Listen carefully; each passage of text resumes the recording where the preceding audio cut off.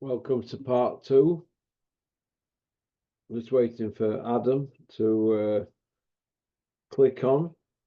Normally I'd just say, let's just go with it. Here we go. Here's Adam. Women love him. Men want to be him. Oh, good stuff, pal. What am I looking at here now? Lennox Lewis and Kelly Maloney back in the day.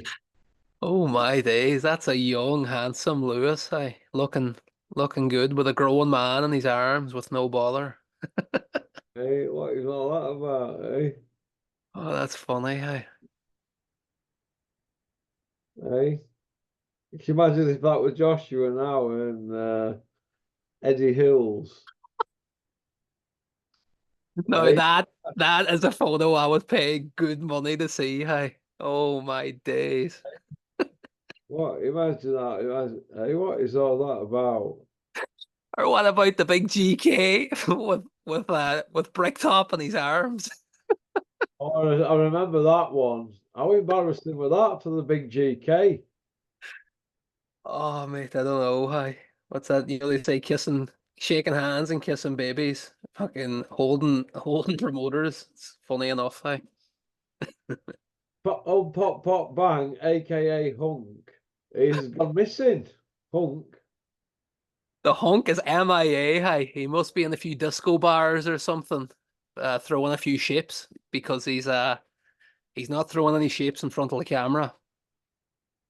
I'm just kicking back at the moment. Kicking back. I'm sick of people putting cameras in my face. Go on, clear off with you. Go on, pop, pop, bang. Or maybe he's doing a bit of hunting in the woods or something, stocking up on the rabbits for the stew. Who knows? But something tells me he won't be off our radar for very long, mate. Not at all. What's your take on PED situation? How it's run from top to bottom, Adam? It's currently a mess. It's been a mess for a very long time. So, it's a hard nut to crack. Like, well, not really. Here's what I would say. Like, you asked me before what I wanted to see for Michaela Mayer, and I said Bumgarner. Now, I'm aware that Bumgarner failed the test, and I know the WBC cleared her the same way they did Ben, but I don't read much into that. So, what I think is if a fighter goes in there with an opponent and their opponent tests for steroids after, whatever it is, I think that fighter should get first refusal on that fight. Like, let's say Mayer and Bumgarner, test came out after, whatever. Mayer should get the option to have an automatic rematch. Obviously, the person that tested hot, they should be tested every single day to make sure there's no funny work. And then you should allow that fighter that got beat by somebody on PEDs to get that W back or get that loss back. So that's the first thing I would say. Um, because from a confidence, from like, getting the demons out of your system, like if you get absolutely sparked out by somebody on drugs, that's gonna screw your brain. So I think they should be allowed that opportunity to go in and right the wrong straight off the bat against a diminished fighter. That's the first thing I would say. I think if if somebody if somebody does a baby Miller, i.e., if they're caught with like 17 different drugs in their blood, lifetime ban. No appeals, no nothing. I don't care if it's Canelo. I don't care if it's Joe Schmo from the street. I don't care if it's Jarrell Miller. If you get caught with stuff that you have to inject and there's multiple different drugs in there, you're gone. Never, ever, ever want to see you in the sport again. I don't want to see you commentating. I don't want to see you doing interviews. I don't want to see you ever. You should be sent to Alaska. To me, the gray area is where, you know, you have stuff that can naturally occur in your body. Like the better be of situation with the atypical finding. That's a completely different kettle of fish. So to me, that's the hard one to square. I'm not talking about him better be of specifically. I'm just talking about, if somebody has elevated levels of something, but it could naturally occur and whatnot. But I think fighters should get first refusal, i.e., if a fighter gets beat by a drug user, and then I think if you get caught with a big baby Miller dose, gone. No second chances, no redemption, because you just can't be trusted if you're putting that much stuff into your body. What do you think, mate? Well, if you're referring to the Smith versus Betterby fight, they all knew about it 4 days before, so why go ahead with fight? Mm-hmm. And there were a lot of crying afterwards about the PEDs and all this, but it wasn't atypical finding, was it? No. You know what I mean? It wasn't a typical finding. Yeah. Uh, but there were no, but they signed to say they wanted to fight, didn't they? So there you go.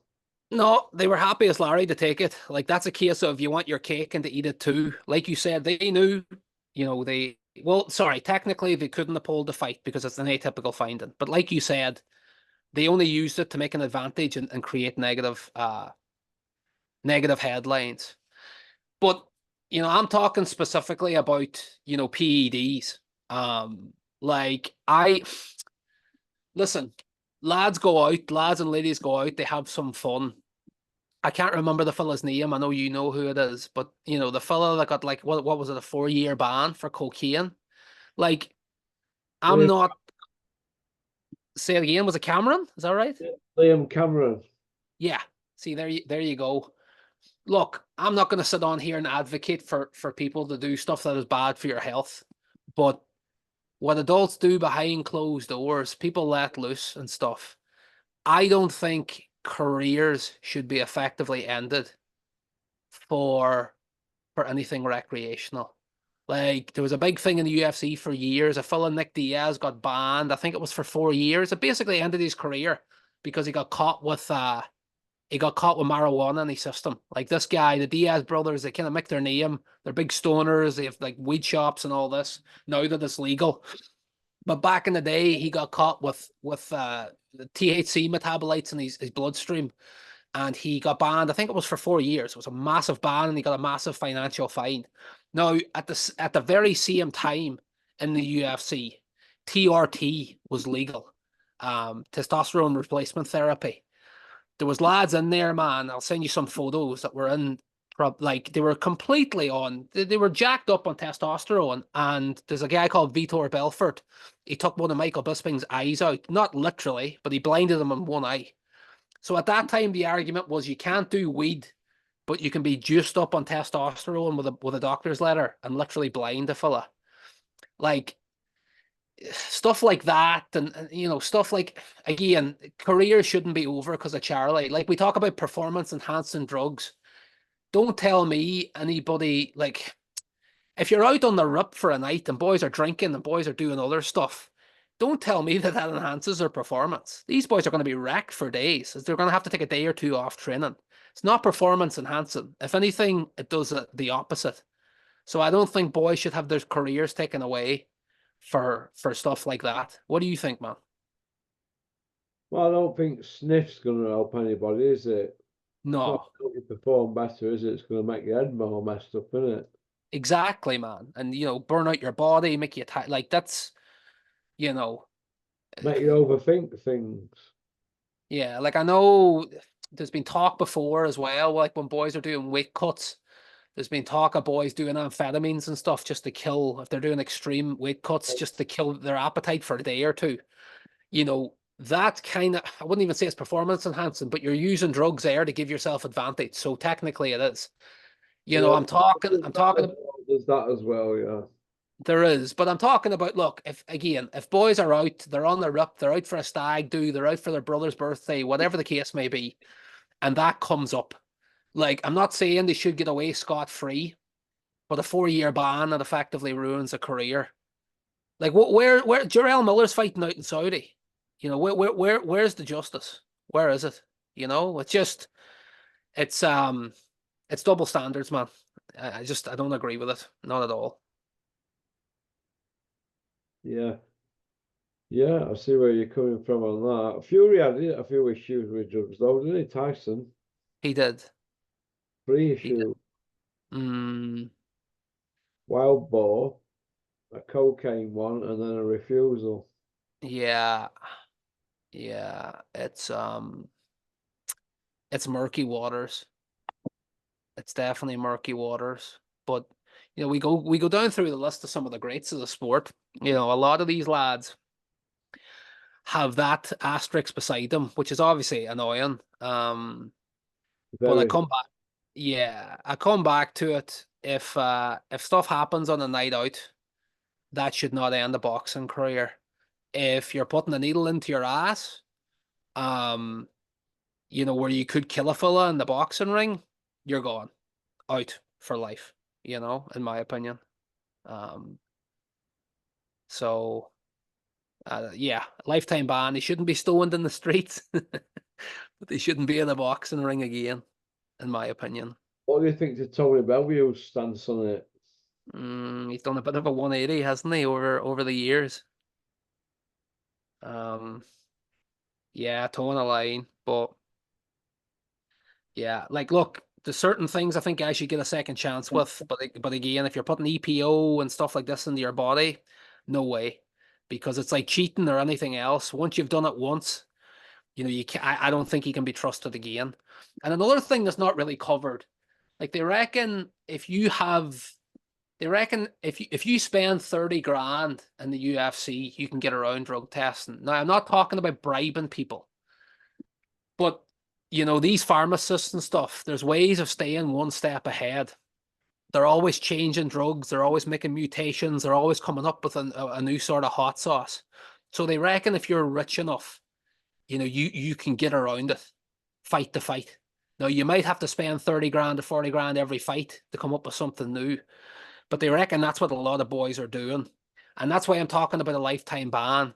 Because if somebody has a proven track record for doing stuff like this, and they have enough resources, you can't tell me that they won't be able to do it again. I know the test might come up clean and all this, but there are ways around it, man. And that's why I talk about a lifetime ban.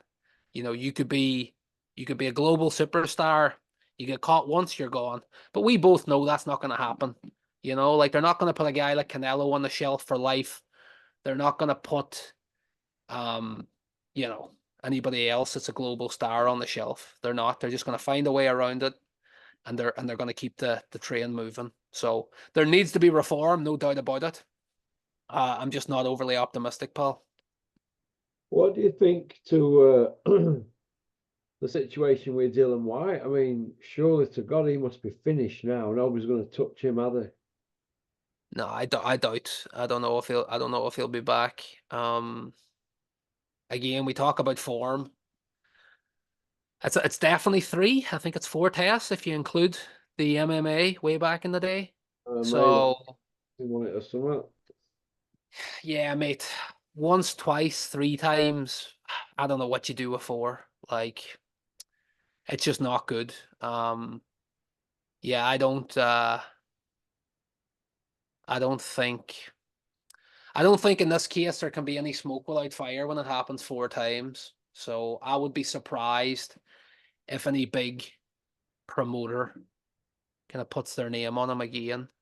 Because I'm not saying he's completely finished, but you wouldn't pull your name through the mud as a promoter to bring the Dylan White that fought Fury back into the sport. You know what I mean? Like, if Hearns learned one thing from the Conor Benn situation is maybe sometimes it's better to cut your losses and take all the heat.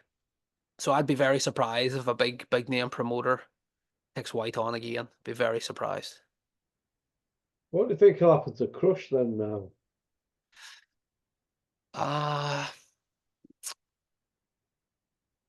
What will happen to Crush? I think he probably has maybe 2, max 3 big fights, and I think he might be another fella that'll retire early, semi-early, like in the next, let's say, what age is Conor Benn? Is he 28 now? Something like that? Yeah. I think he's probably got 4 years max more. Because I just think whether you believe certain parts of his stories or whether you don't, I think this has, even if he's guilty, I think all the pelters he's taken has taken a massive toll on him mentally. And I'm not giving a mental health card there. I'm just saying, like, being in the blender the way he has been for 2 years, guilty or not, it's definitely going to take a toll on you. So I think he'll look for a couple of decent paydays and I think he'll probably try and retire maybe at 32, 33 max. But I wouldn't be surprised. Listen, I wouldn't be surprised if Ben gets a. I wouldn't be surprised if he gets a commentary role with the Zone or something like this. He'll still have the name. 10 years will pass. Uh, and people will just forget. And he's got the band name, regardless of what you think about him, like he's got the tattoos, he's got the look or something. I'd say they'll get him in a punditry role, or something like that. No problem. Would anybody take him serious as a pundit, do you think? Well, look what's going on with the Zone right now. Barker, Bellew and stuff. I mean, like they're given their form, like would you honestly be surprised if Hearn put him working for the Zone? They've got the Cobra and all the Famer not on panel at DAZN. I know. Listen, if unless there's a big massive falling out after he retires, or unless Eddie Hearn cuts him or something, Matchroom and Ben have been in the trenches together, so I just wouldn't be surprised if that continued on, man, into like some sort of punditry role or something. Honestly, I don't not see it down the line. I really don't. Do you think Look, do sorry, no, you're good. You're good. Sorry, mate. you think them Sims fighters get preferential treatment? A little bit. I mean, now knowing what we know, you would kind of say yes. But again, man, it's all par for the course. Like the longer you kind of follow what's going on, the less surprised you get when people are getting good matchups and emailed world titles and all this. So I would say a little bit, but it's not overly surprising. One thing I did want to ask you about, pal, so I'm pulling up a note here.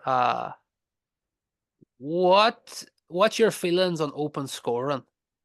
It's been a debate recently with the WBC. They used it not in this O'Shaquie Foster fight, but they used it in the previous one where he knew he needed a knockout late and he ended up stopping the fella in the 12th round. I would be very open to it. I think it's a good idea. I don't know about the VAR stuff. I think that's a step too far now, but I would like to see them introduce open scoring. What do you think, Ross? No, I don't agree with open scoring. I agree with just carry on as they are, and at the end of the fight, if there's any mistakes, let's see them held accountable and ask questions about it and how they made that decision, or how they came to score that round, a certain round. That's all I want to see, and then we can rotate new judges because they keep getting sacked every week, won't they? No, that's the dream, but in the real world, with all the money and all the hooks that are in, I don't think that's going to happen. I'm with you, mate. I would love to see that. I think that would solve all the problems. But it's not like that Adelaide Bird woman that scored the Golovkin Canelo fight. Like, she's still scoring fights, Like, again, if we take the Triple G Canelo fight, let's say there was open scoring in that one. Adelaide Bird, yeah. Her husband's a ref, I think. Right? Yeah, he is. He reffed the Mayweather McGregor fight. I think she's still working. I'm almost sure. Up until very recently, if she's not, she's still scoring fights. Like, let's say you're Triple G in that first Canelo fight. People watching at home, everyone has Triple G up. Most people do. If you're not, if you're not a Canelo fan, if he knew after 8 rounds what them scorecards were, that he had lost the fight already in Adelaide Bird's fight. I think she had him 7-1 down after 8 rounds, which again, it's Planet Mars. But he would have saw, it's like, right, I've dominated this fight, but the judges are robbing me in real time. Maybe then he puts the foot down and tries to get Canelo out of there. And maybe then we don't have to put up with all the ensuing crap that we have with the next 2 fights. You know what I mean, mate? Like, I think it's not a perfect solution, but I think it's a shite sight better than what we're seeing now. Yeah, well, you could pull decisions like that all day, but of course, I'd just like to see him cross-examined by the media properly. I mean, proper questions about how they came to that scorecard for that round and what were they watching. that nobody else were watching? How can you explain that score? Just simple things like that, and it take 20 minutes. Yeah, If there's any controversy, that's all. yeah, I'm all up on any of this VAR, and that. I think it's football because now the games are not 90 minutes plus a couple of minutes. It's like they're like 100 minutes, aren't they? 10 minutes on each half, isn't it? So yeah, stop starting all the time. It completely. put the passion out of the game, and I don't want that to happen to boxing. It'd be a disaster. Yeah. No, no, no. I'm with you on the VAR for sure. And I Well, what agree. happens if there's a bad foul in round 5 and ref don't pick up on it, right?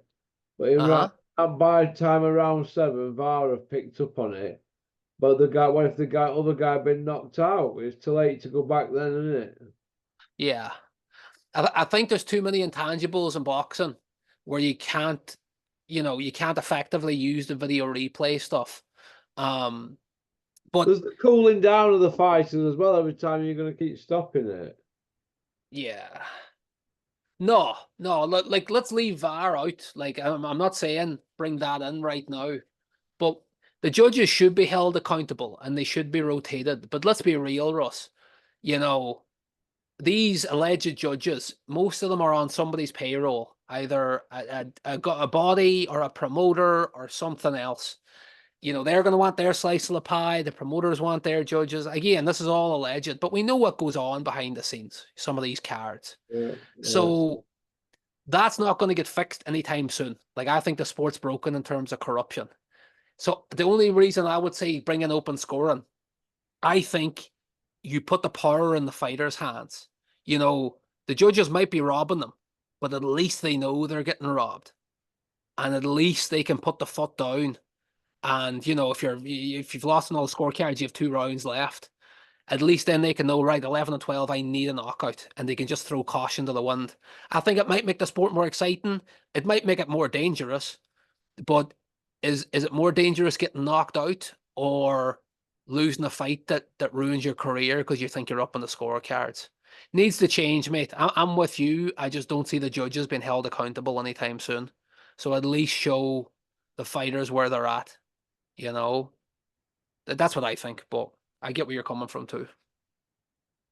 Do you think that Britain's got a worse reputation now than Germany for judging and refing? It's up there, pal. It's definitely up there. Yeah. Um, yeah. Well, if we go back and we look at Yards, Beterbiev, like I was on the TNT show last week. Your man Paul Dempsey, and this is straight from the horse's mouth. He was talking about Yard. He said he fought 2 of the best of this generation, i.e., Beterbiev and Kovalev, and he said he didn't win but came up short just marginally. He did Man, very. give him This is two what. old Yeah, boats affairs, wouldn't you? this is what I mean, man. Like it's using the word marginally. Obviously that I think that the Kovalev performance was better. I think the experience just he didn't have the experience late, and he kind of gassed himself out. He had very good moments against Beterbiev, but you can't tell me for a second he lost marginally to Is that what Beterbiev. he's going to build his career on now, Yard? He lost to the 2 best. He's got to want more than that, and or a Oh, win than Arthur. yeah, absolutely. But it's just like, oh, if you were a casual and you jumped in there and you didn't know, you would think it was, Gary Ward. Like again, I do like Yard and I enjoy watching him, but I think he was up on 2 of the scorecards in the Beterbiev fight when it got stopped. I think Um, they've milked Yard that much now, aren't they? He's been milked, and they're just looking to cash him out now. yeah, maybe, but how he was up on 2 scorecards in that fight is criminal. Um, so. Yeah, and I know we've talked about the Mayor Jonas card through and through, but obviously that didn't go that scoring didn't go down well globally either. So no, I don't think it's I think it's got much worse, man. I think it's got much worse when people travel. At least from the prism of or the perspective of like the US fans and stuff. Yeah, I think the reputation's definitely gotten worse, no doubt about it. Um What do you think the judging's better and reffing's better in America than UK? No, not necessarily, man. Like I go back to it. I think the game globally is like there's corruption through and through. Like we talk about reffing and judging. That Teofimo Lopez fight that was 2 weeks ago took them took them 9 minutes, man, to read the scorecards. 9 minutes in the ring, and it was a circus. Like, Keyshawn Davis and Teo went back and forth, and there was almost a fight in the ring and all this. How is it taking 9 minutes to get a scorecard to the announcer? Like 9 minutes? Really? Even after the Josh Taylor and Catterall fight, I know that was in the UK, but it was a Top Rank show. I can't remember how long it took, but it wasn't a short amount of time. It was a couple of minutes. And again, I know it was in the UK, but it was a top rank show. So no, man, I wouldn't say it's just the UK. Somebody who we have to give massive props to actually coming out of the Top Rank and that Lopez fight, Tim Bradley. Tim Bradley is quickly becoming the Cobra of US commentary. He absolutely slated Lopez. And keep in mind, like, I think, like, I enjoy Lopez a lot, but I do think he's a protected top-ranked fighter. I think he was protected against Martin, and I think he was protected against Ortiz, at least with a 117, 111 scorecard. Bradley was getting into arguments with Kriegel and stuff on air. I only caught it afterwards, but arguing about, like, he said flat out on air, and he works for Top Rank. He was like, Ortiz got robbed tonight. He was highway robbery. No doubt about it. I don't think that's going to go down well with the Bob father, The Bob father's smoking that much green, he'll not be bothered about what old cue ball head says, will he? Oh, mate, if you'd see him strolling about the place, he's off his marbles on edibles. Oh, he's on a different planet. Fair play to him, mate. Bob Father, did you see him? Oh man, I love him. I gotta say, like, what is he, 89 years old and he's still tipping away, no bother. Is he now? Maybe he is. That's sorry, he is in his 90s and he's giving her an abuse and calling these lads out. You gotta respect his hustle. It's unbelievable at that age. Edibles or not. Fair play to him. He's not bothered. This is the Bob Father. He's seen them all off, hasn't he? He's seen them all come and go.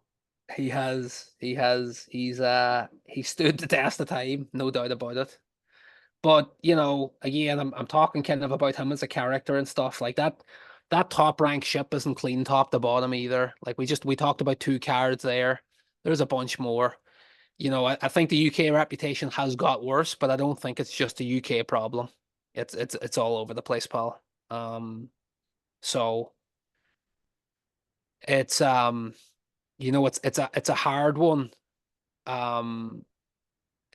It's a hard one if you leave it in the judge's hands anywhere. And I want to ask you actually, that's if you look at my photo there, who domestically is your favorite fighter currently? Currently fighting. Who's your favorite? Yes, sir. You have to say Lee Wood. 10,000%. I was trying to catch you out with a photo. I thought you would say mine was Mick Conlan. And Lee Wood is can't say enough good about him. He's just the business, isn't he, Lee Wood? He's pulling it out of hat, isn't he? He's exciting, isn't he? Mate, he's my favorite, and it's not even close who's number 2. Like if you look here since 2021, obviously he had 2 losses previously, or 1 loss, sorry. He comes in against Can Xu, big underdog, up comfortably on all the scorecards, but stops him in the 12th for good measure. And he kind of did, Xu was very well rated back then. He kind of did what Froch did to Butte, and that Xu was just never the same again. He kind of like ended his career. Wins the belt, goes in against Mick Conlan. That fight broke my heart. Obviously, I was pulling for Conlan big time, and he drops him early, and you're like, God, right, Conlan's finally gonna get what I think he deserves in terms of, he's gonna win that world title and stuff. And, Wood just slowly dragged himself back in, and we all know what happened. But I became an instant fan that night. I was calling against him. He knocked Mick Conlan out of the ring, and all I could do after was just give him his props. Brilliant fight. Obviously, my heart was broken for Conlan. He then goes in against Lara.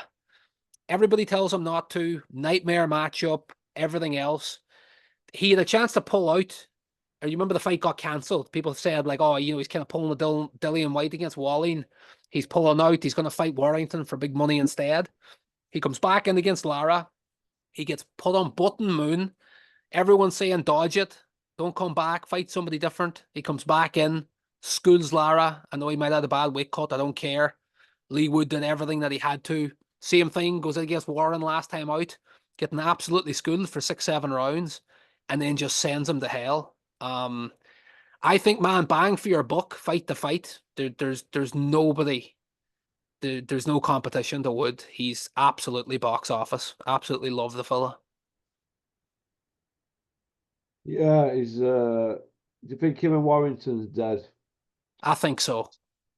I think so. You know what I would like to see, and it's wild high risk for Wood, but he's always taking hard fights. I would love to see him and Ball in the 5 versus 5, man. That'd be a good. I know there's Joe Cordina as well. I know there's talk about him moving up and stuff. But can you imagine him and Nick Ball, 2 absolute wrecking machines in there? That'd be a tear up, pal. God, I don't know if that gets outside the 6 rounds. An absolute tear up. What do you think to that Moses Tomei? Looks good. I mean, and we don't have that much. I didn't see any of his. I know people have been raving about his amateur career and what he was doing as a teenager. Didn't see any of that. I've only seen what he's produced at the pro level. He's got some obvious gifts. He looks good if his career's managed in the right way. I mean, I would imagine Frank Warren probably sees him as the Queensbury's natural successor to Tyson Fury. In terms of, he's still young. He probably has plenty of he obviously has plenty of road still in front of him.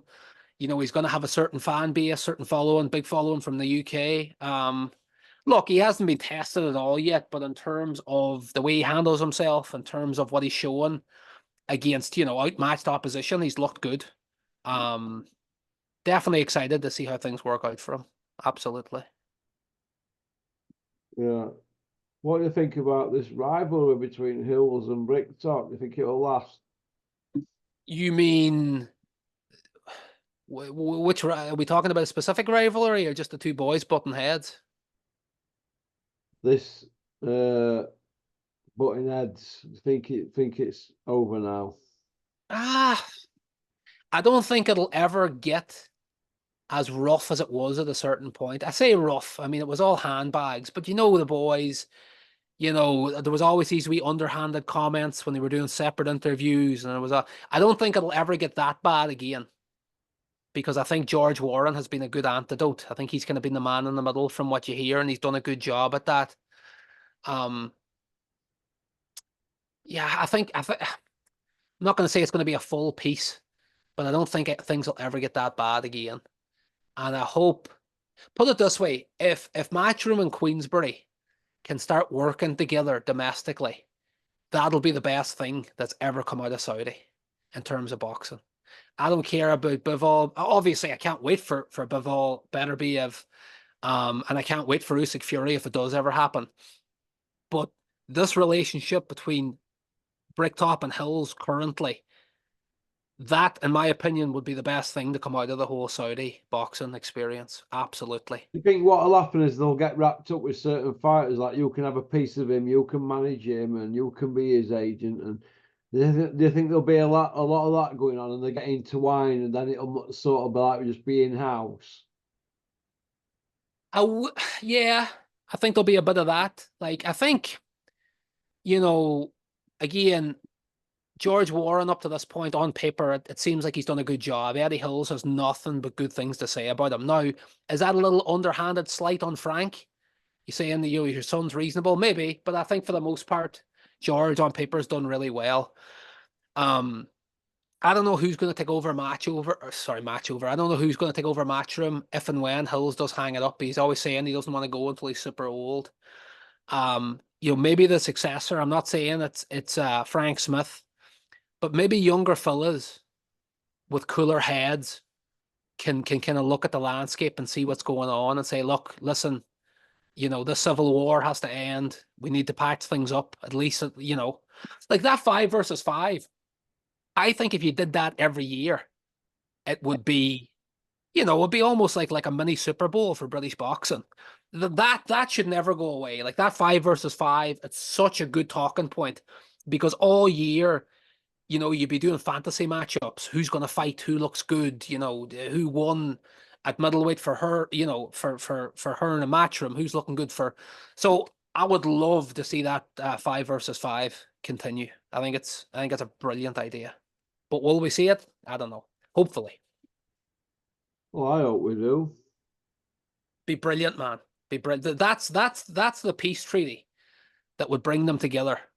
You know, until it disappears, if it ever disappears. Every year, you know, you've got certain weight classes. You do it domestically. You know, you do it. Maybe you start in the O2, and then you know you build it up to where you know possibly one day maybe it's a Wembley show. Every single year, you know what's coming. It'd be so good for British boxing. You know, praying to keep that going. It would. Okie dokie then. Well, listen, thanks for coming on, Evan. My pleasure, Paul. Sure, we'll be in touch and we'll jump back on during the week. All right, mate. All right, mate, you take care. You too. Thanks, Ross. Good Bye. man. Bye. And that was Adam, an Irishman living in San Francisco, California. I got that right, haven't I? Yeah. Usually get stuff like that wrong and it offends people. But I don't care. Women love him, men want to be him. That's Max we're on about. Go on, Max. Pop, pop, bang. Keep it up. Max is training hard. Booyaka. Thanks for liking and subscribing and leaving a comment and letting me know what you thought of the videos. Bye-bye.